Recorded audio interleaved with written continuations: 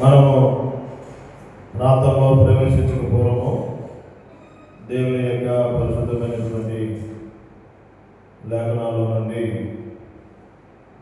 సమూయేలు మొదటి గ్రంథము మనము ప్రాంతంలో ప్రవేశించిన పూర్వము సమూయేలు మొదటి గ్రంథము మొదటి అధ్యాయం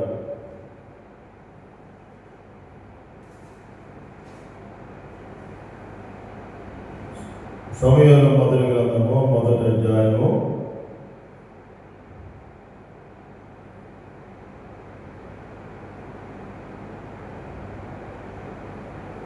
మరి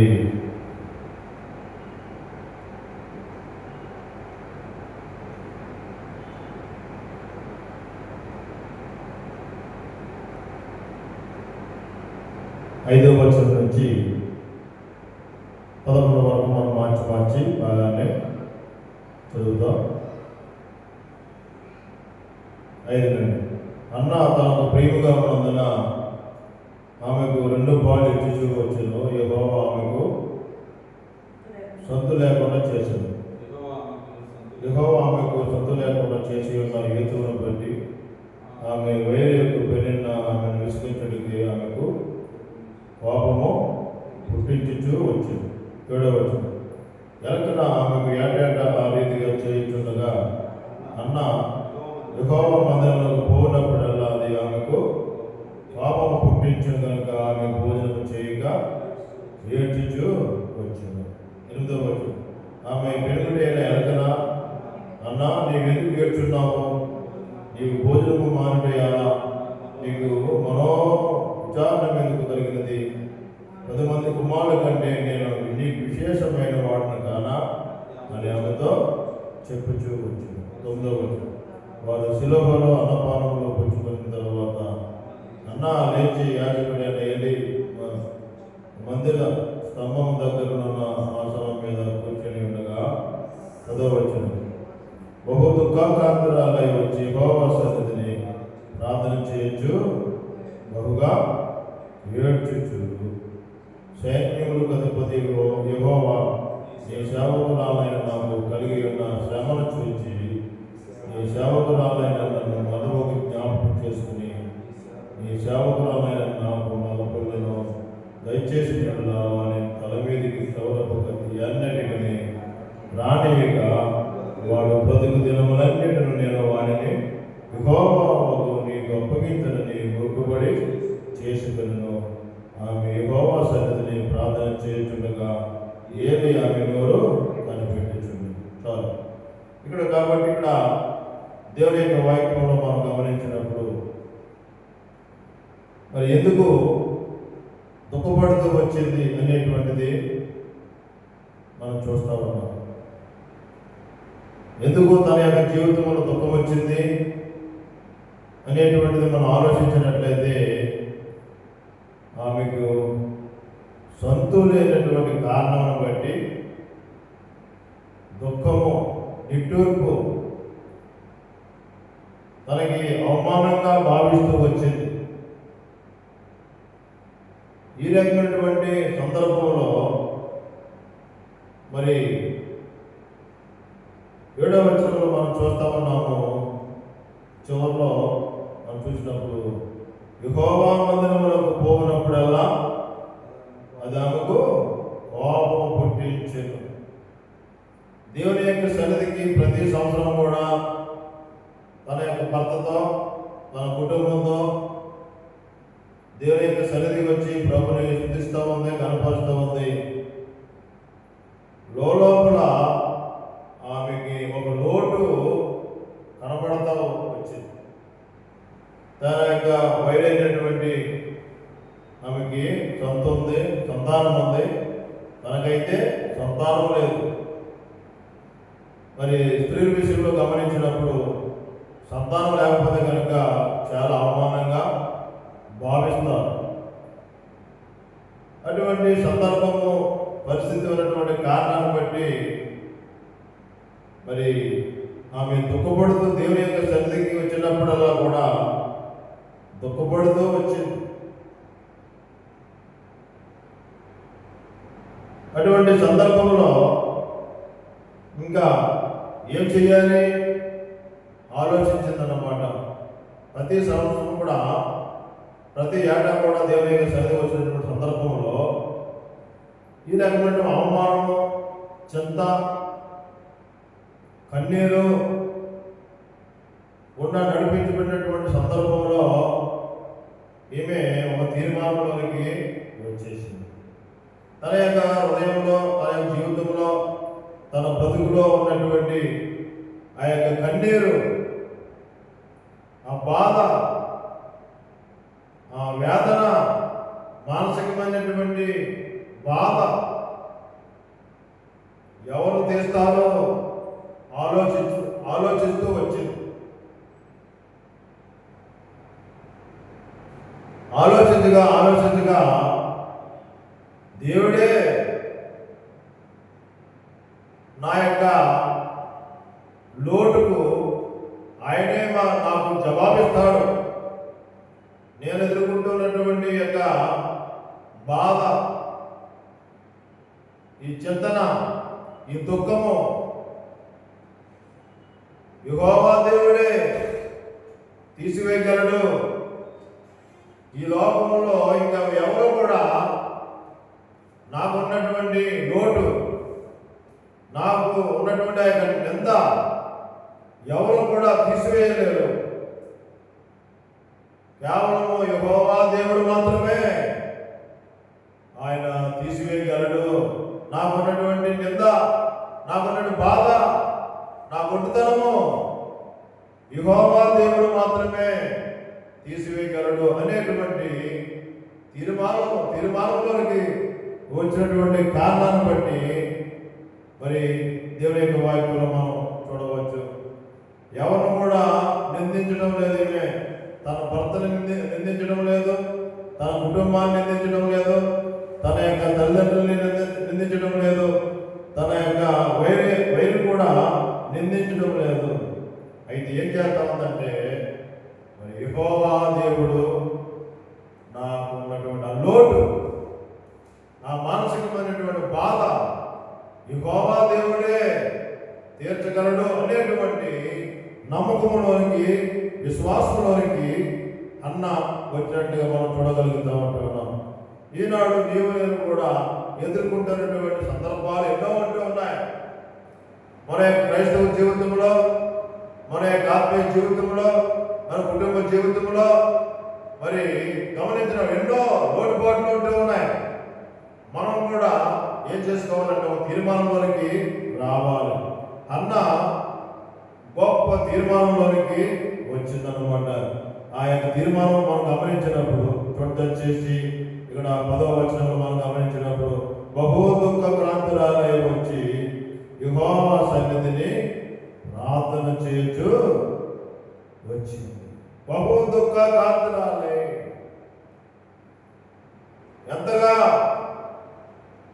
తన యొక్క జీవితంలో, తన యొక్క హృదయంలో, తన మనసులో దేవుని యొక్క సముద్రంలో ఎదుగుతుంది, ఎంతగా తను తాను తగ్గించుకుని దేవునికి మొరపెట్టుకోవాలో అదంతా కూడా ఆమె ఎరుగుతూ వచ్చింది.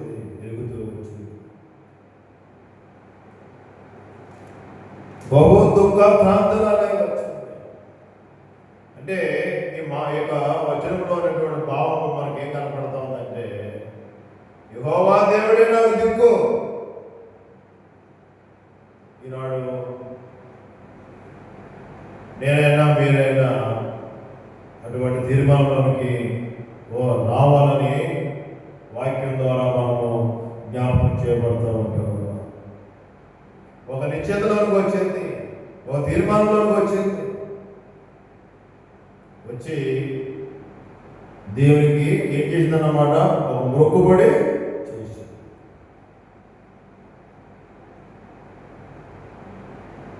నేను మొక్కుబడి చేతనే కానీ నాకు ఉన్నటువంటి అక్కర అది తీర్చబడదు అని ఆ తీర్మానంలోనికి. అలాగే మనం కూడా మనం ఎదుర్కొంటున్నటువంటి సందర్భాల్లో కూడా దేవుని యొక్క సముఖంలో మన యొక్క హృదయాన్ని తీర్మానం చేసుకోవాలి. ఈమె యొక్క మృక్కుబడిలో మనకి ఏం కనపడతా ఉందంటే, మరి సమూయేలు మొదటి గ్రంథము 1వ అధ్యాయము 15వ వచనము చివరిలో అక్కడ రాయబడింది, నా ఆత్మను యెహోవా సన్నిధిని కుమ్మరించమనుచున్నాను. ఎంతో శ్రేష్టమైనటువంటి మాట ఈమె గురించి రాయబడుతూ వచ్చింది.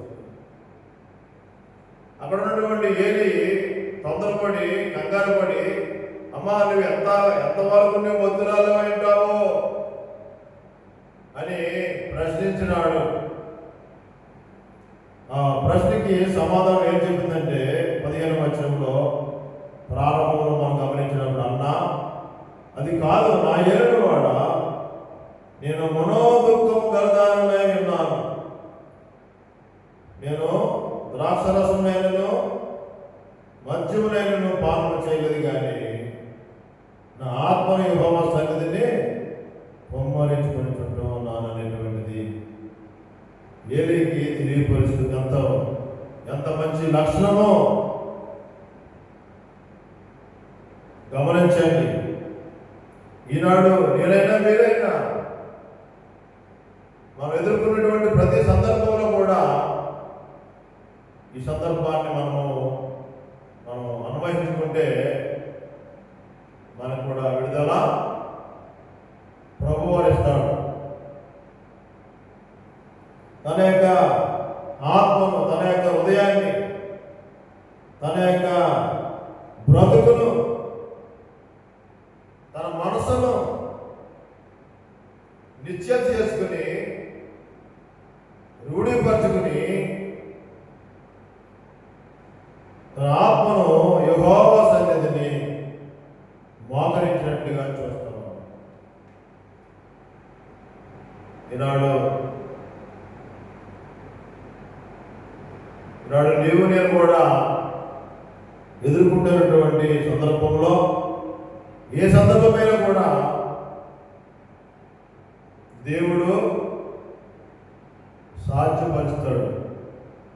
మనం అనుకుంటాం, నాకున్నటువంటి సమస్య, నాకున్నటువంటి అక్కర ప్రభు తీర్చగలడా అనేటువంటి ఆలోచన కొన్ని సందర్భాల్లో మనం తలస్తాం, అనుకుంటాం. లేదు ప్రభు అంటా ఉన్నాడు, నాకు అసాధ్యమైనది ఏదైనా కలదా అని అడిగినాడు. ఆయనకి సమస్తము సాధ్యమే.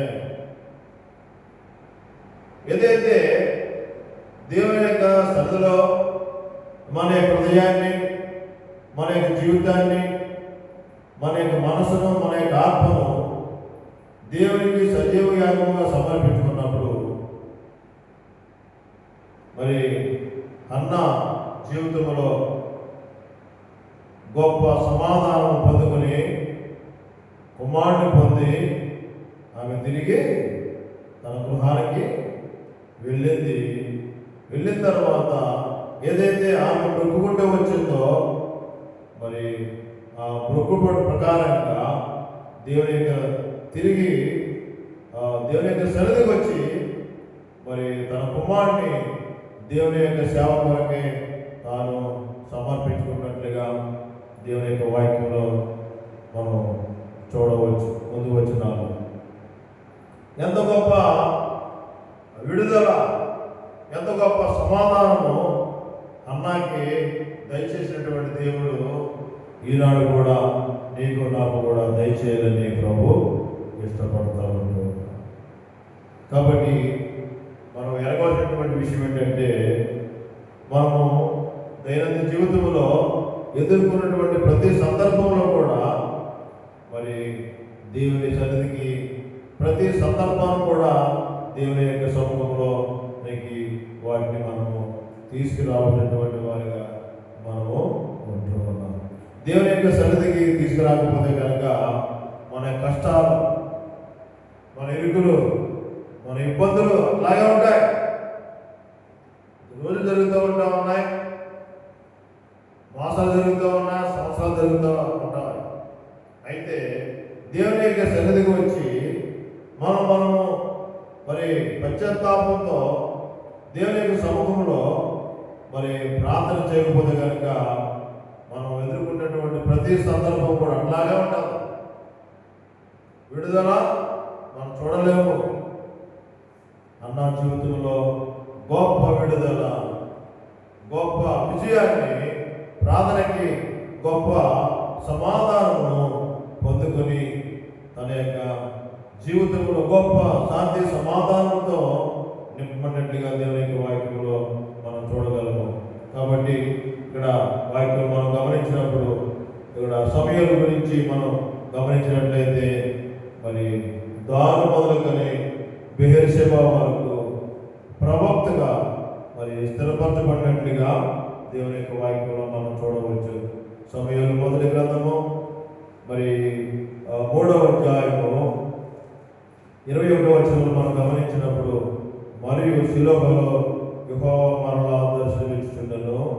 షిలోహులో యెహోవా తన వాక్కు చేత సమూయేలునకు ప్రత్యక్షమవుచు వచ్చెను. సమూయేలు మాట ఇశ్రాయేలీయులందరిలో వెల్లడి ఆయను. అంత మాత్రము కాదు, దేవుని యొక్క వాక్యములు కనుక మనం మరి గమనించినట్లయితే వచ్చేసి 20వ వచనంలో మనం గమనించినప్పుడు, కాబట్టి సమూయేలు యెహోవాకు ప్రవక్తగా స్థిరపడని దాని మొదలుకొని బెహెర్షెబా వరకు ఇశ్రాయేలీయులందరూ తెలుసుకొని ఎంత విజయాన్ని మరి హన్నా జీవితంలో ప్రభు తీసుకుని వచ్చినాడు. కారణం ఏంటన్నమాట, ఒకటే కారణం ఏంటి?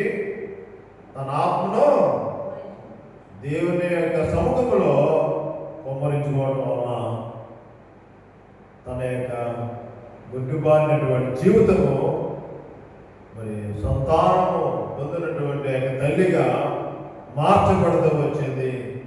దేవుని యొక్క రాజ్యానికి, దేవుని యొక్క సంఘానికి దేవుని పక్షంగా ఒక ప్రవక్తనే ఆమె తీసుకుని వచ్చింది. ఎంతో సంతోషము, ఎంతో ఆనందం దేవుని యొక్క వాక్యంలో మనం చూడవచ్చు.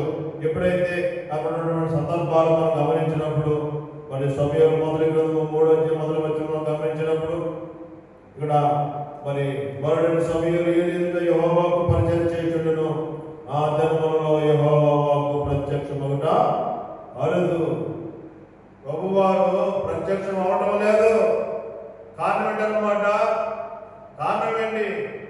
అక్కడ ఉన్నటువంటి ఏలియా కుమారులు చేసేటువంటి ఆ యొక్క పొరపాటును బట్టి, అతిక్రమాలను బట్టి ఏమైపోతుందన్నమాట, దేవుని యొక్క ప్రత్యక్షత ఆగిపోతూ వచ్చింది. అటువంటి సందర్భంలో ఎన్నో మరి ఇబ్బందులు, అక్కడ ఉన్నటువంటి సంఘము, అక్కడ ఉన్నటువంటి ప్రజలు ఎప్పుడైతే దేవుని యొక్క వాక్కు ఆగిపోయిందో ఎంతో మరి అలజడి, ఎంతో కరువు, ఎంతో బాధ ఆ దినాల్లో వారు అనుభవించి ఉండవచ్చు. అటువంటి సందర్భంలో ఈ యొక్క అన్న మొక్కుబడి చేసుకున్నటువంటి కారణం బట్టి నీవు నాకు ఒక మగబిడ్డను అనుగ్రహించినట్లయితే ఆ మగబిడ్డను నీ సేవ కొరకు, నీ సంఘం కొరకు, నీ యొక్క రాజ్యం కొరకు నేను సమర్పించుకుంటాననేటువంటి తీర్మానం వరకు మొక్కుబడి చేసినటువంటి కారణాన్ని బట్టి దేవుడు తన యొక్క ప్రార్థన, తన యొక్క మరి మొర దేవుడు ఆలకించినట్టుగా చూడగలుగుతూ ఉంటున్నాం. ఎప్పుడైతే బరుడైన సమయాలు అక్కడ ఆ యొక్క సంఘంలోనికి తీసుకురాబడ్డాడో, ఇక్కడ వాక్యంలో మనం చూస్తా ఉన్న సందర్భాలు, దినాలు మారుతూ ఉంటూ వచ్చినాయి. సంగతులు సర్దుబాటు అవుతూ ఉంటూ వచ్చినాయి. దేవుని యొక్క వాక్యంలో మనం చూస్తా ఉన్నాము. ఇక్కడ మరి సమయాలు మొదటి 3వ అధ్యాయంలో కనుక మనం గమనించినప్పుడు అక్కడ వాక్యం రాయబడుతుంది. ఏంటన్నమాట వాక్యం మనం గమనించినప్పుడు ఇక్కడ అంటూ ఉన్నాడు 21లో, మరియు యెహోవా షిలోహులో యెహోవా మరలా దర్శనమిచ్చుచుండెను. ఆగిపోయినటువంటి ఆ యొక్క దర్శనము, ఆగిపోయినటువంటి ఆ యొక్క ప్రత్యక్షత ఎప్పుడైతే సమయంలో దేవుని యొక్క మందిరంలోనికి తీసుకురాబడ్డాడో, తిరిగి సంగతులన్నీ కూడా ప్రభువు సరిచేస్తూ వచ్చినాడు. వాక్యం రాయబడింది, మనం చూద్దాము. యెహోవా మరలా దర్శనమిచ్చుచుండెను. దేవుని యొక్క సంఘం మీదకి, దేవుని యొక్క ప్రజల మీదకి దేవుని యొక్క కనికరము వచ్చినట్టుగా దేవుని యొక్క వాక్యంలో మనం చూస్తాం. దేవుని యొక్క ప్రజలైన వారు తిరిగి సమూయేలు ద్వారా మరి దేవుని యొక్క సంగతులు అన్నీ కూడా మరి సమూయేలు ద్వారా తీర్చబడుతున్నట్లుగా దేవుని యొక్క వాక్యంలో మనం చూస్తున్నాం. మరి సమూయేలుని గౌరవిస్తూ వచ్చారు. ఒక ప్రవక్తగా మరి ఉన్నటువంటి కారణాన్ని బట్టి ఏం చేశారంటే, మరి 21 చివరిలో మనం చూస్తాం, ఇశ్రాయేలీయుల మాట సమూయేలు మాట ఇశ్రాయేలీయులందరిలో వెళ్ళడాయి. ఒక సమూయేలు ఒక ప్రవక్తగా మరి దేవుని పక్షంగా మాట్లాడగలిగేటువంటి స్థితిని ప్రభువారు సమూయేలుకి ప్రభువారు ఇచ్చినట్టుగా మనం చూస్తాం. తిరిగి మళ్ళా దేవుని యొక్క కార్యాలు, దేవుని యొక్క సంగతులన్నీ కూడా మరి యథావిధిగా మరి కొనసాగించబడినట్లుగా దేవుని యొక్క వాక్యంలో మనం చూస్తూ ఉంటాం. కాబట్టి మనము అన్న ఏ విధంగా దేవుని ద్వారా ఆమె జవాబు ఆమె పొందుకుంటూ వచ్చిందో, ఈనాడు కూడా అటువంటి జవాబు నీకు నాకు కూడా ఇవ్వాలని ప్రభు ఇష్టపడుతూ ఉంటూ ఉన్నాను. చివరిగా దేవుని యొక్క వాక్యంలో కనుక మనం గమనించినప్పుడు దయచేసి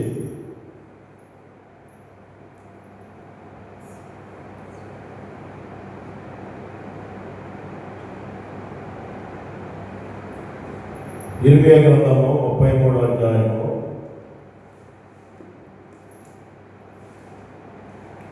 3వ వచనం.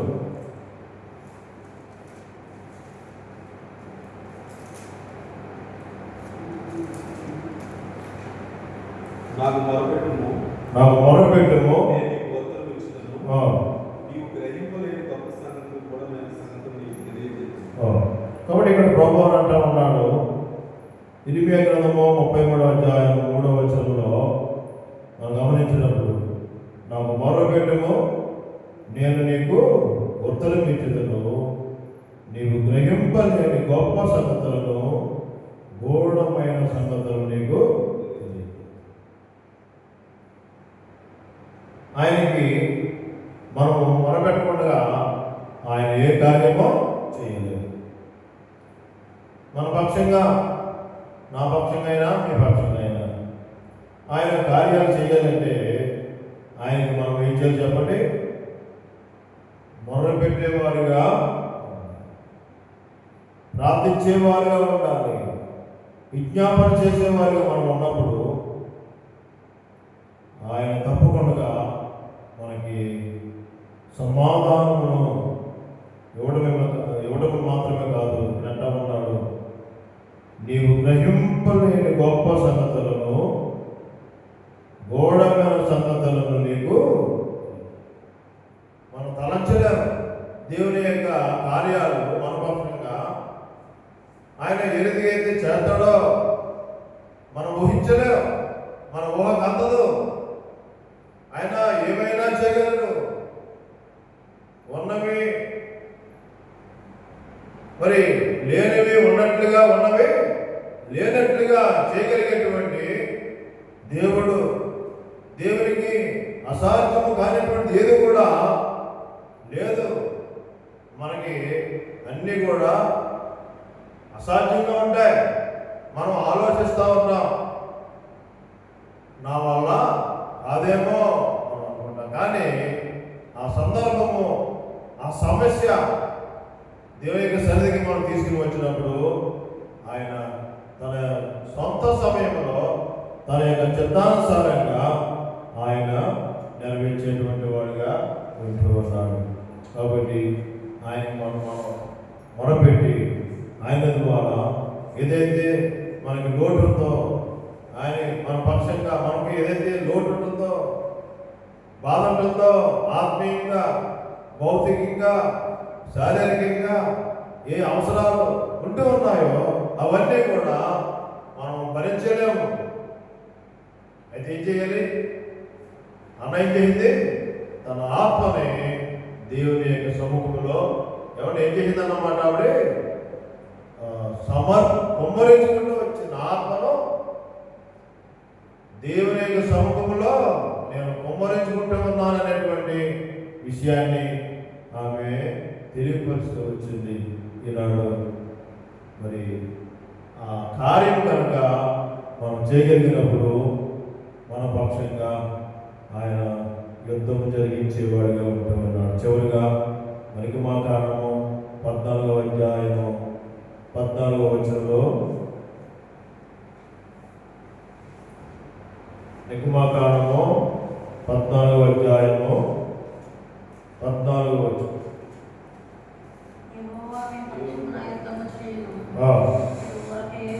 యెహోవా మీ పక్షమున యుద్ధము చేయును, మీరు ఊరకే ఉండవలనని ప్రజలతో. ఇక్కడ ప్రభువు అంటా ఉన్నాడు. యెహోవా దేవుడు ఏమంటా ఉన్నాడు చెప్పండి? యెహోవా మీ పక్షమున యుద్ధము చేయను. మనము దేవుని మీద ఆధారపడి ఉండాలి. పై వచనంలో మనం గమనించినప్పుడు 11వ వచనంలో అందుకు మోషే భయపడబడి యెహోవా మీకు నేడు కలుగజేయు రక్షణను మీరు ఊరక నిల్చొని చూడండి. మీరు నేడు చూసిన ఐగుప్తులను ఇక మీదట మరి ఏనాడు చూడరు. యెహోవా మీ పక్షముగా యుద్ధము చేసేటువంటి వాడుగా. అంటే మన యొక్క దైనందిన జీవితంలో దేవునికి మనం సమర్పించుకోవాలి. అర్థమవుతుందండి? దేవుడు ఎప్పుడు కార్యం చేస్తాడు? ఆయన మనలో ఉన్నటువంటి బాధలు, మనలో ఉన్నటువంటి అవసరాలు, మనలో ఉన్నటువంటి అక్కలు మనలో పెట్టుకుంటే ఏవి కూడా జరగదు. మనకున్నటువంటి అవసరాలు, మనకున్నటువంటి అక్కలు, మనకున్నటువంటి బాధలు, మనకున్నటువంటి హింసలన్నీ కూడా దేవుని యొక్క సన్నిధికి మనము తీసుకురావాలి. చూడదొచ్చేసి సామెతల గ్రంథము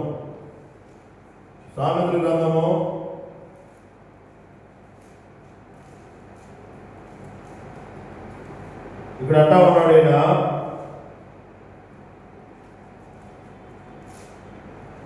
మూడవ అధ్యాయము 5వ వచనం. నీ స్వబుద్ధిని ఆధారం చేసుకొనక నీ పూర్ణ హృదయముతో యెహోవా యందు నమ్మకయించుకో. ఇక్కడ ఏమంటా ఉన్నాడు ప్రభువారు? నీ స్వబుద్ధిని ఆధారం చేసుకొనక. ఏమంటే మనకున్నటువంటి జ్ఞానం బట్టి, మనకున్నటువంటి బుద్ధిని బట్టి మనం ఆధారం చేసుకుంటాం. దేవుని మీద మనం పెట్టలేము, దేవునికి అప్పగించుకోలేము. అన్న అయితే దేవునికి అప్పగించుకుంటాం. అవునగా చెప్పండి? దేవునికి అప్పగించుకుంటూ వచ్చింది. ఈనాడు నీవు నేను కూడా దేవునికి అప్పగించుకోవాలి. దేవుని యొక్క వాక్య వెలుగులో మనం పరిశీలన చేసుకుని చక్కపరుచుకొని ఏదైనా పొరపాటు ఉన్నా, ఏదైనా సందర్భం ఉన్నప్పుడు దేవుని యొక్క సముఖంలో క్షమాపణ కోరుకొని పశ్చాత్తాపడి మరి మన యొక్క హృదయాన్ని, మన ఆత్మను దేవునికి అప్పగించుకున్నప్పుడు ఆయన మనల్ని జ్ఞాపకం చేసుకునేవాడుగా ఉంటాడు. అదే వాక్యం మనం చూడండి. నీ సబుద్ధిని ఆధారం చేసుకొనక నీ పూర్ణ హృదయముతో యెహోవా యందు నమ్మిక ఉంచాలి. పూర్ణ హృదయముతో, హృదయపూర్వకంగా దేవుని యొక్క వాక్యం మీద నమ్మిక ఉంచి, ప్రభు తప్పకుండా నాకు సహాయం చేస్తాడు, నన్ను విడిపిస్తాడు, నా యొక్క ప్రతి విధమైనటువంటి సమస్య అన్నిటిని కూడా దేవుడు తీరుస్తాడనేటువంటి విశ్వాసంలోనికి రాగలిగినప్పుడు ఆయన తప్పకుండా ఆయన మనకి సహాయం చేసి ఆయన కరుణాస్థాన్ని మనకి తోడుగా ఉంచి మనల్ని విడిపించేటువంటి వాడుగా ఉంటూ ఉన్నాడు. చివరిగా దేవుని యొక్క వాక్యంలో మనం చూసినట్లయితే ఇక్కడ దినవృత్తాంతాలు 2వ గ్రంథము 20వ అధ్యాయంలో కూడా మనం గమనించినట్లయితే ఇక్కడ మరి యెహోషాపాతు రాజు అంటాడు 15వ వచనంలో మనం గమనించినప్పుడు దినవృత్తాంతాలు 2వ గ్రంథము 15వ వచనం అంటూ ఉన్నాడు, యోధా వారులారా, యెరూషలేము కాపురస్తులారా, యెహోషాపాతు రాజా, ఒక ప్రవక్త అంటా ఉన్నాడు, మీరందరూ ఆలకించుడి, యెహోవా సెలవిచ్చినదేమనగా, ఈ గొప్ప సైన్యమునకు మీరు భయపడకుడి, జడేయుడి, ఈ యుద్ధం మీరు కాదు, దేవుడే జరిగించేవాడు అంటాడు. మనం జరిగితే ఏమండి మనం ఓడిపోతాం, మనం ప్రయత్నం చేస్తే మనం ఓడిపోతాం. అయితే మన యొక్క అవసరాలు, మన యొక్క లోటుపాట్లన్నీ కూడా దేవునికి సన్నిధికి అప్పగించుకున్నప్పుడు ఆయన అంటా ఉన్నాడు, ఈ గొప్ప సైన్యములకు మీరు భయపడుతుంది అంటే అక్కడ యేషోపాతు రాజు భయపడిపోతా ఉన్నాడు. ఎట్లా జయించాలి, ఎట్లాగా శత్రువును ఓడించాలి అని కంగారు పడతా ఉన్న సందర్భంలో ప్రవక్త వచ్చి అక్కడ మరి ప్రవశించినాడు. ప్రవశించిన దాని ప్రకారంగా దేవుడు గొప్ప కార్యము అక్కడ వాళ్ళు ఏం చేశారంటే, పై వచనంలో మనం గమనించవచ్చు. చూడదచ్చేసి వాళ్ళు ఏం చేశారంటే 12వ వచనం, మా దేవా నీవు వారికి తీర్పు తీర్చవా, మా మీదికి వచ్చి ఈ గొప్ప సైన్యముతో యుద్ధము చేయటమును మాకు శక్తి చాలదు, ఏమి చేయటకును మాకు వాచదు, నీవే మాకు దిక్కు అని ప్రార్థన చేస్తున్నాను. యోధా వారందరూ తమ శిశువులతోనూ భార్యలతోనూ పిల్లలతోనూ యెహోవా సన్నిధిని నిలబడ్డారు. ఎవరు? పిల్లలు, భార్యలు, శిశువులు కుటుంబ సమేతంగా వచ్చి దేవుని యొక్క సన్నిధిలో వారు నిలబడ్డారు. అలాగే మనం కూడా దేవుని యొక్క సముఖంలో మరి నిలబడేటువంటి అనుభవంలోనికి మనం రావాల్సినటువంటి అవసరం ఉన్నదని దేవుని యొక్క వాక్యం ద్వారా మనం చూస్తా ఉన్నాం. కాబట్టి ఇక్కడ ఏం జరిగింది? 17వ వచనంలో గమనించినప్పుడు, ఈ యుద్ధంలో మీరు పోట్లాడాల్సిన నిమిత్తం లేదు, యోధావారులారా, యెరూషలేము కాపురస్తులారా, మీరు యుద్ధ భక్తులు తీర్చి నిలబడి మీతో కూడా ఉన్న యెహోవా దయచే రక్షణ మీరు చూచుదురు. భయపడుకుడి, జడియుడి, రేపు వారి మీదకి పోవుడి, యెహోవా మీతో కూడా ఉన్నాడు లేదా? గొప్ప జయాన్ని యెహోషాపాతు దినాల్లో గొప్ప జయాన్ని దేవుడు మరి కార్యం చేసినాడు. ఇదే చివరిలో మనం గమనించినప్పుడు వచ్చేసి మనం ప్రార్థనలో ప్రవేశిద్దాము. 22లో మనం గమనించినప్పుడు వారు పాడుటకును స్తుతించుటకును మొదలు పెట్టగా, యెహోవా యోధా వారి మీదకి వచ్చిన అమ్మోనీయుల మీదను, మోయాబీయుల మీదను, షేయరు నివాసుల మీదను మాటు గాండ్లు పెట్టిన కనుక వారు వాళ్ళు ఎట్లాగా అదులయ్యారంటే 23వ వచనంలో అమోరీయులను, మోయాబీయులను, షేయరు నివాసులు పూర్తిగా చంపి నిర్మూలన చేయవాలని వచ్చి ఉండి వారి మీద పడి వారు ఏం చేశారంటే, శత్రువులు ఏం చేసినారు? వారు షేయరు కాపరస్తులను కడముట్టిన తర్వాత తమలో ఒకరినొకరు వాళ్ళే చంపేసుకున్నారన్నమాట. వీళ్ళు వెళ్ళి చంపలేదు. వాళ్ళు ఎలా చనిపోయారు? తమకు తామే చంపేసుకున్నారన్నమాట. అది దేవుని యొక్క కార్యం, మన కార్యం కాదు, మన ప్రయత్నం కాదు, దేవుడే కార్యం చేయాలి. ఆ కార్యం చేయ పర్యంతము మనము దేవుని యొక్క సముఖంలో మరి మన యొక్క జీవితాన్ని మనము సమర్పించుకోవాల్సినటువంటి అవసరత. కాబట్టి ప్రభునందు ప్రియమైనటువంటి దేవుని యొక్క బిడ్డలారా, మన యొక్క దైనందిన జీవితంలో మనం ఏ రీతిగా మనం నడుచుకుంటూ ఉన్నామనేటువంటి పరిశీలన చేసుకొని ఈ సమయంలో ప్రభు మన గమనాన్ని తీసుకునేటటువంటి తలంపులు వాక్య వెలుగులో పరిశీలన చేసుకొని చక్కపరుచుకొని దేవుని మొరపెట్టుకుందాము. ఆ రీతిగా ప్రభు మనకి సహాయం చేయగాక.